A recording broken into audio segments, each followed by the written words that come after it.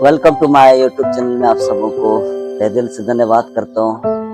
मैं आशा करता हूँ कि परमेश्वर आप सबको भला संग रखे और स्वस्थ और मस्त होंगे। तो मैं आज के टॉपिक को शुरू करते हुए, आज के वचन को शेयर करते हुए मैं आप लोगों के बीच में मैं बांटना चाहता हूँ कि हम निकालेंगे। हो सकता है इस वचन को आप लोग कई बार सुने होंगे, कई बार आप लोग इसको पढ़े होंगे, बट फिर भी मैं आप लोग के बीच में इस वचन को मैं रखना चाहता हूँ ताकि आप और हम परमेश्वर के वचन से जाने और परमेश्वर की आत्मा से रूबरू होकर आगे बढ़ने चाह पाए।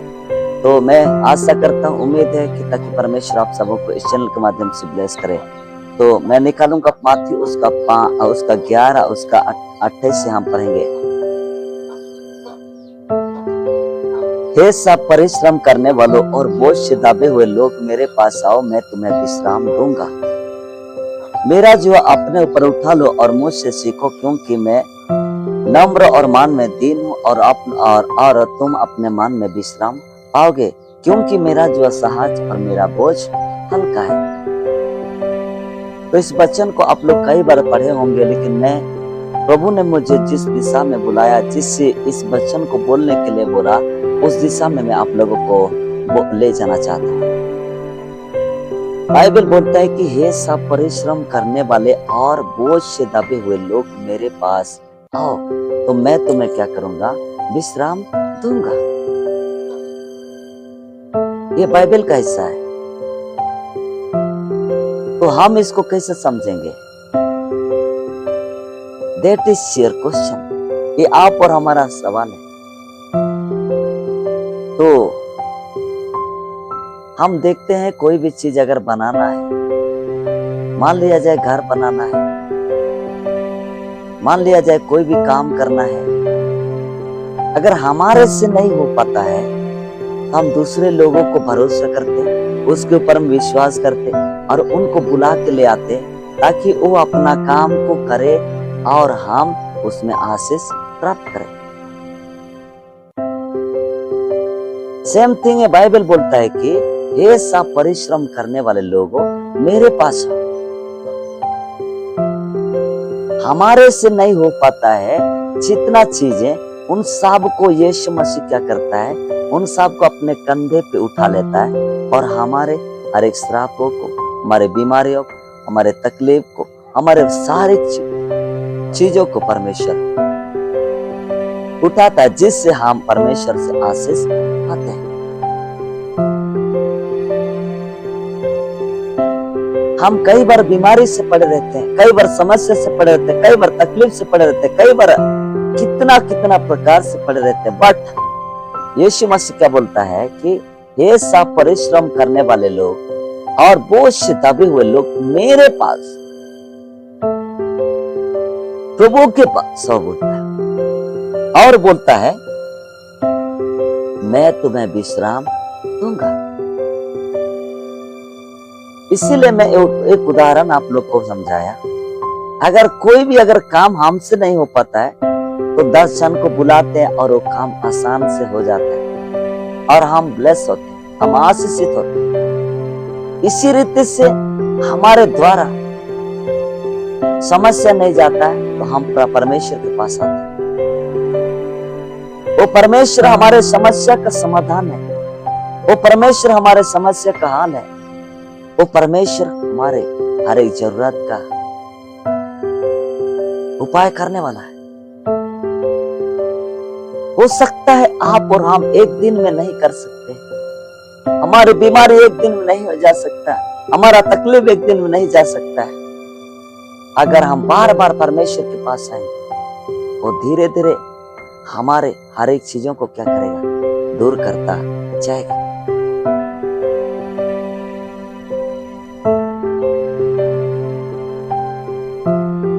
मेरा जो अपने ऊपर उठा लो और मुझसे सीखो, क्योंकि मैं नम्र और मन में दीन हूं।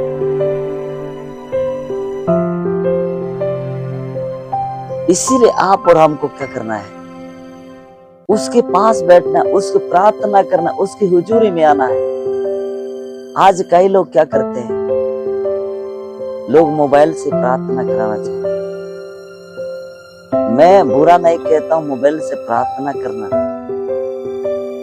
बट हम रियल परमेश्वर के प्रेजेंस में आना उससे कई गुना बढ़कर है।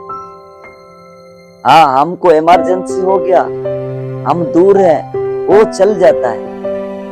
अगर हम नजदीक में ही है हम आ सकते हैं, अगर हम नहीं आते हैं तो आप और हम विचक्राफ्ट के बंधन में, आलस के बंधन में।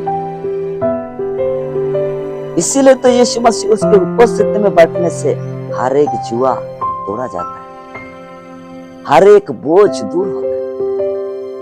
आज लोग परमेश्वर के प्रेजेंस में, परमेश्वर की उपस्थिति में आना नहीं चाहते,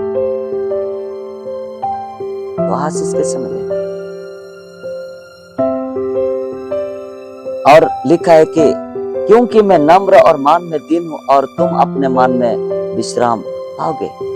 वो कैसा विश्राम पाएगा? बोलता है मन में, अगर मन अगर शांति महसूस करेगा, हृदय अगर शांति महसूस करेगा, अपने प्राण अगर शांति महसूस करेगा, हमारी बीमारी अगर शांति महसूस करेगा, तो कितनी बड़ी आनंद की बात है। तो प्रभु के लोगों में बोलना चाहता हूं, जिस चीजों को हम कर नहीं सकते हैं उस चीजों को परमेश्वर हमारे लिए उठाता है। हम क्या करते हैं? अगर हम उसके पास आते हैं, बोझ से दाबे हुए लोग मेरे पास आओ बोलते हैं। कोई लोगों के पास नहीं बोलता, मेरे पास आओ, मैं तुम्हें विश्राम दूंगा। तो अब सोचो थोड़ा, अब सोचो क्या परमेश्वर क्या करना चाह रहा है, परमेश्वर क्या चाहता है, वो सोचो। बट आप और हमको समझना आने वाला है। हो सकता है इस वचन को आप लोग कई बार पढ़े होंगे, कई बार सुने होंगे, कई बार प्रभु के दास लोग प्रचार किए होंगे, लेकिन मुझे जिस रीति से परमेश्वर इस वचन को एक्सप्लेन करने के लिए बोला, मैं आपके बीच में रख रहा हूं ताकि परमेश्वर आपको आशीष करे इस वचन के माध्यम से। बाइबल बोलता है कि मेरा प्रार्थना सहज है और मेरा वचन पढ़ना हल्का है। मेरा प्रार्थना में बैठना सहज है, मेरा उपस्थिति में बैठना सहज है और वचन पढ़ना सहज है। बोले आप बोझ उठाना आपको सहज है या प्रार्थना करना सहज है? ये आप और हमारा क्वेश्चन है। क्या हमको प्रार्थना करना बोझ लगता है तो हम परमेश्वर से आशीष नहीं पा सकते। इसीलिए आप और हमको प्रार्थना करना अगर बोझ है तो हम परमेश्वर से आशीष की उम्मीद नहीं करना है। अगर परमेश्वर की उपस्थिति में बैठना आप और हमको बोझ है तो हम परमेश्वर से आशीष की उम्मीद नहीं रखना है। अगर हमको परमेश्वर से आशीष पाना है, हमको आगे बढ़ाना है, अपने जीवन में आगे बढ़ा उन्नति करना है, प्रभु में उन्नति करना है, तो हमें क्या करना है? प्रभु की हुजूरी में, प्रभु की उपस्थिति में, प्रार्थना में, वचन में बैठना जरूरी है।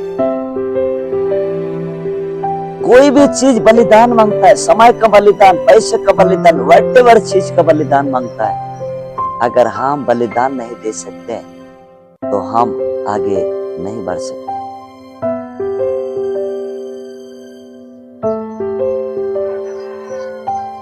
हम सोचते हैं कि दिन में ठीक हो जाएगा, हम एक दिन आते हैं और दूसरे दिन नहीं आते हैं। ऐसा नहीं, ऐसा में ठीक नहीं होता है। हम निकालेंगे 2 कुरिन्थियों का 3 उसका 18 को पढ़ेंगे।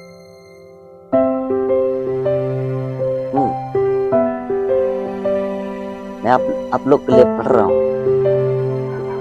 2 कुरिन्थियों उसका 3 उसका 18 17 से मैं पढ़ रहा हूं। प्रभु तो आत्मा है बोलता है, और जहां कहीं प्रभु का आत्मा है वहां स्वतंत्र है। परंतु जब हम सांप के उगाड़े चेहरे से प्रभु का प्रताप इस प्रकार प्रकट होता है, जिस प्रकार दर्पण में, तो प्रभु के द्वारा जो आत्मा है, हम उसी तेजस्वी रूप में अंश अंश करके बदलते जाते हैं। हमारा बीमारी, हमारा तकलीफ, हमारा समस्या धीरे धीरे करके बदलते जाता है। हम एक बैग सोचेंगे कि अभी बदल जाए, ऐसा नहीं होता है।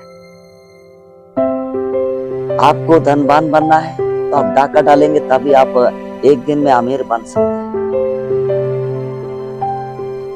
आप चोरी करेंगे तभी एक दिन में अमीर बन सकते हैं। लेकिन प्रभु आप और हमको एक एक बातों में टेस्ट करता है, एक एक चीजों में टेस्ट करता है। क्या यह मेरे लिए ईमानदार है? क्या यह मेरे योग्य है? क्या यह मेरे साथ में चलने वाला है? अगर हम उसमें वफादार बनेंगे तो परमेश्वर आपको और हमको बढ़ाएगा और परमेश्वर की ग्लोरी आपके जीवन में पूरा होगा। हो सकता है इस वचन को भी आप लोग कई बार पढ़े होंगे, लेकिन मैं आपको बोलना चाहता हूं, एक दिन में हमारा समस्या, एक दिन में हमारा बोझ नहीं जाएगा, 2 दिन में नहीं जाएगा, 3 दिन में नहीं जाएगा। एनी हाउ अगर हम परमेश्वर के पास आएंगे तो परमेश्वर हमारे बोझ को उठा के दूर करेगा। आप और हमको समझ में नहीं आएगा, ताकि हम परमेश्वर के लिए, परमेश्वर की उपस्थिति में बैठेंगे, परमेश्वर की हुजूरी में आएंगे, परमेश्वर की प्रार्थना में बैठेंगे, ऑटोमेटिक को परमेश्वर हमारे लिए करेगा। कौन बोलता है अपना बेटा, अपना बाप अपने बेटे के लिए क्या कुछ ना करता है? कौन बोलता है? अगर हमारा पिता हमारा परमेश्वर है, हमारा प्रभु यीशु मसीह, तो प्रभु यीशु मसीह हमारे लिए नहीं करेगा क्या? ये आप और हमारा क्वेश्चन है। यदि आप और हम परमेश्वर की आज्ञा में, परमेश्वर की बातों को मानते, परमेश्वर में चलते, तो प्रभु आप और हमारे लिए नहीं करेगा, जरूर करेगा। हो सकता है देर हो सकता है। बाइबल बोलता है कि अब्राहम 25 साल तक परमेश्वर के साथ साथ चला। 25 years लेटर अब्राहम आशीष को प्राप्त।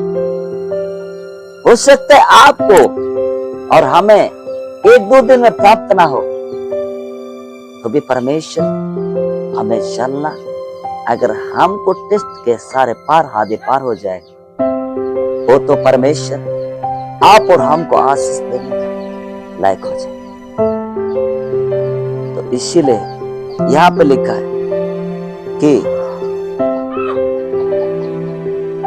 अंश अंश करके बदलते जाते हैं। एक एक चीज आप और हमारे लाइफ से जाता है,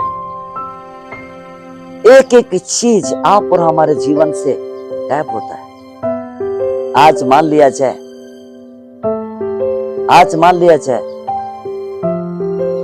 आप और हमको कोई बीमारी है, हो सकता है हमारे बीमारी थोड़ा दूर हुआ, हो सकता है आज आप और हमको एक समस्या से परमेश्वर आजाद किया। तो इसीलिए प्रभु के लोगों, हमें प्रभु की हुजूरी में, प्रभु की उपस्थिति में बैठना आने वाला है, ताकि हम परमेश्वर में आशीष पाए और परमेश्वर की ग्लोरी आप पर हमारे जीवन में पूरा हो। तो आप लोग प्लीज, आप लोगों को इस वचन से, इस चैनल से आप लोगों को आशीष मिलता है, तो प्लीज सब्सक्राइब करें, शेयर करें और कमेंट करें। देखिए परमेश्वर आप सबों को आशीष